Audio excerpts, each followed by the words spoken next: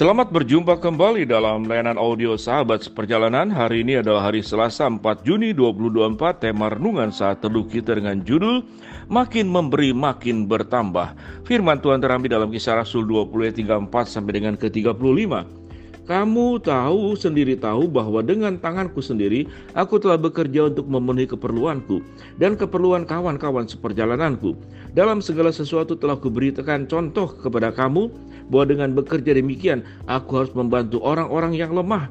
Harus mengingat perkataan Tuhan Yesus, Ia sendiri berkata adalah lebih berbahagia memberi daripada menerima. Mari kita berdoa. Bapa yang di dalam surga, kami ingin belajar tentang konsep yang namanya memberi. Mengapa kami harus memberi? Dan biarlah kami boleh mendapatkan kebenaran dari terang firman Tuhan. Dalam nama Tuhan Yesus kami berdoa, amin.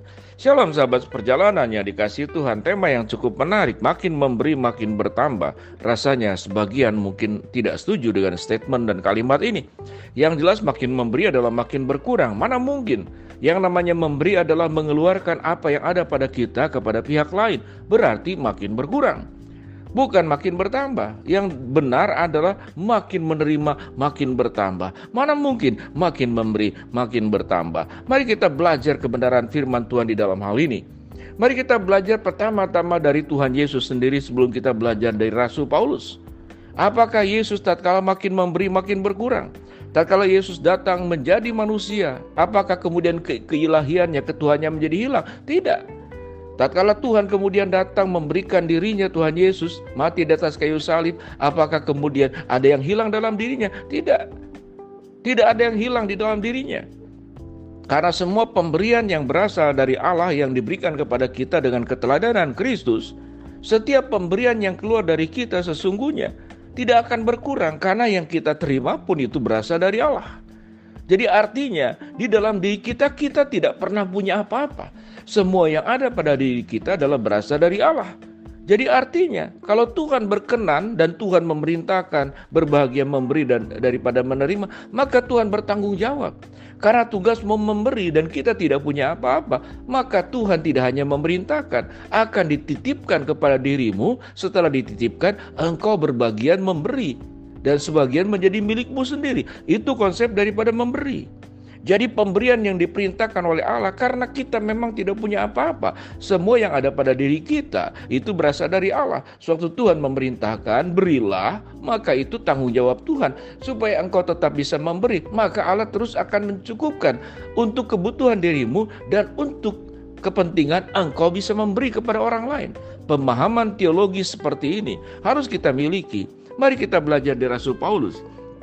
Apa yang diberikan Rasul Paulus kepada jemaat-jemaat? Di sini kita lihat di dalam konteks di sini adalah perpisahan Paulus dengan para penatua dan jemaat di Efesus. Paulus memberikan pengajaran bahwa aku sudah berjerih lelah mencukupkan kebutuhan diriku sendiri dengan bekerja, bahkan mencukupkan rekan-rekan sepelayananku di dalam pekabaran Injil yang dilakukan oleh Paulus. Jadi artinya Paulus memberikan contoh, dia sendiri bekerja keras dan sewaktu memberi apa yang terjadi? Maka dia mendapat, apa yang mendapat? Dia mendapat perkenanan Tuhan, itu yang pertama kali.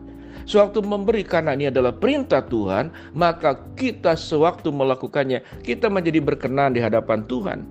Dan orang yang memberi, tahu dengan jelas ada perintah di bawah firman Allah.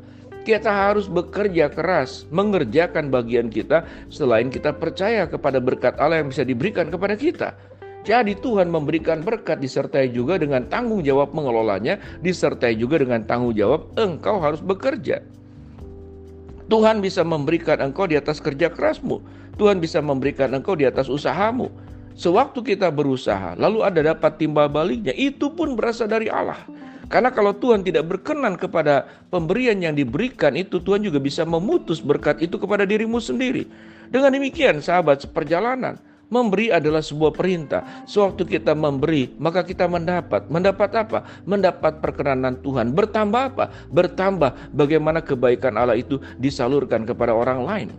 Sahabat seperjalanan yang dikasihi Tuhan, firman Tuhan berkata, kamu sendiri tahu bahwa dengan tanganku sendiri Aku telah bekerja memenuhi keperluanku dan keperluan kawan-kawan seperjalananku. Dalam segala sesuatu telah kuberikan contoh kepada kamu bahwa dengan bekerja demikian kita harus membantu orang-orang yang lemah, yang harus mengingat perkataan Tuhan Yesus. Ia sendiri yang mengatakan adalah lebih berbahagia memberi daripada menerima. Sahabat seperjalanan yang dikasihi Tuhan, memberi tidak hanya berbicara tentang materi. Memberi itu di dalam seluruh aspek. Materi adalah kebutuhan pokok, materi, makanan, pakaian, perlindungan. Orang terhindar dari panas terik, orang terhindar dari hujan, orang terhindar dari bahaya. Kita memberikan perlindungan, itu yang diperintahkan oleh Tuhan Yesus. Di dalam Matius pasal ke-25, orang tidak berpakaian, orang dalam penjara, orang dalam perjalanan, yatim piatu, anak, kemudian para janda. Itu harus engkau lakukan, tugasmu untuk memberikan kepada mereka. Sebuah perintah. Tapi di atas semuanya itu memberi juga dalam memberi kasih, memberi pengertian, memberi aspek-aspek apa yang dilakukan oleh Tuhan Yesus. Bukankah Tuhan Yesus tidak hanya memberi makan 5.000 orang dengan 5 roti dan 2 ikan, memberikan kesembuhan, memberikan keselamatan, memberikan jalan dan petunjuk, memberikan nasihat, termasuk memberikan teguran.